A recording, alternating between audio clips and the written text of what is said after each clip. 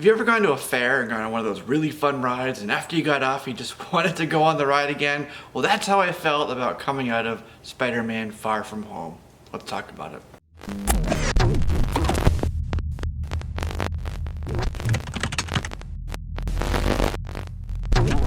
Spider-Man Far From Home is the latest movie in the Marvel MCU. It's the ending of Phase 3, and it does take place after Avengers Endgame. It's the finality of the Infinity Saga, something Kevin Feige confirmed. So I was really curious how it was all going to wrap up, sort of like an epilogue to the MCU. It kind of finished off with Endgame, and here we have this film as well. Also, not only is it the ending for that, but how does it lead into the next phase, and what will it reveal before things are revealed officially at San Diego Comic-Con in July and D23 in August? And those were a couple of questions that I had going into it. So this movie is PG-13, set very firmly in that space that Marvel has excelled at. It's their forte. It's the action comedy, a little bit of romance thrown in, right in that PG-13 space. If you like Spider-Man Far From Home or Tom Holland's Spider-Man in the Avengers movies, then you'll really enjoy this as well. This is a nice progression of the Peter Parker character from his big-eyed newness basically in Homecoming and in Civil War to this. He's become this hero that remains a reluctant hero, but he's done so much. He's seen some stuff, he's gone to space, but at the end of it, he's still just like this teenage kid. He wants to go on this trip, kind of forget about things. There's this girl that he likes, and there's some awkwardness there. And it's funny because there's actually multiple sort of, I'll call them love stories that happen between a few different characters here. All of them funny, all of them sort of awkward, whether they're adults or the kids on this class trip.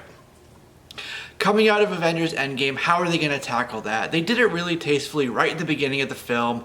They talked about the snap, what they refer to as the blip now, and the effects that it's had on people, PTSD, when people blip back, what happens. There was one funny moment where someone was talking about how their wife faked a blip so she could leave. So there was that. It was tastefully done, and then it kind of just moved on to this its own story.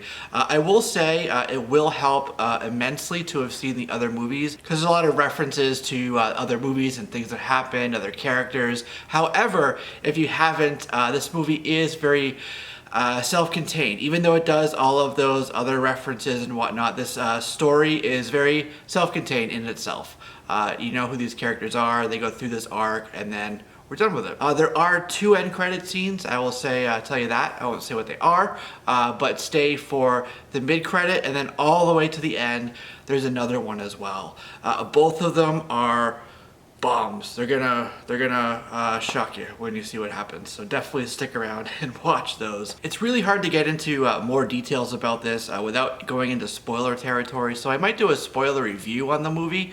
Stay tuned for that. Potentially will happen. But I will say, if you like Spider-Man, as I said before, you'll really enjoy this film. Not only is the Spider-Man character, but Tom Holland Spider-Man specifically. He does a really great job of being Peter Parker, which is super important to who Spider-Man is, but then also Spider-Man the hero as well. This movie does travel throughout Europe, so they go to Prague, they go to Venice, they go to London, and they're really beautiful, big action set pieces that they have. The scenery, the CGI, the colors even are really striking. So I really like that. Spider-Man's world just kind of grew out of Queens. Yes, he went to space and what have you, but to be able to see him on this trip after school ended, summer trip, and enjoying it with his friends, was really nice to kind of see him out of his home turf. And he was in places that he could conveniently swing from. I did also like Happy's inclusion there. What they did with the movie in terms of his connection to Tony Stark. So I talked about the snap, but specifically Tony Stark. He is felt through this movie. His presence is definitely there in terms of the spirit. He's talked about. There's something that happens. There's a really cool sequence with a piece of Stark armor and a skull. And I'll leave it at that. Oh, and the Peter Tingle jokes are pretty funny too. So that's pretty much it. That's my review for the movie, spoiler free. Again, kind of hard to talk a little bit more about it because that would get into spoiler territory, and I don't want to spoil anything for anybody. But one of the most important things that I have to say is my rating. I do a 10-point scale. I'm going to give this movie a 9.2 out of 10. There's a couple of things that I would have liked to have seen, a little bit more maybe connection to the MCU, but I understand it's Sony, so it's not something that they necessarily would have to do, but for me, I was looking for a little bit more of that. Strictly a preference thing there. It doesn't take away at all from the movie, but again, just would have liked to see that a little bit more. A couple other things, you know, in terms of the CGI, I could tell in a couple places were a little off, but those are just minor nitpicks, very, very minor nitpicks. 9.2 out of 10, hands down, fantastic. I don't give over a 9 very often, but again, I love Spider-Man, so this is gonna be a movie that I definitely wanted to see. When you see it, let me know your comments, your thoughts, your ratings down below in the comment section. We'll continue that conversation down there. But that's it. This is Jesse. This has been a spoiler-free review of Spider-Man Far From Home. See you soon.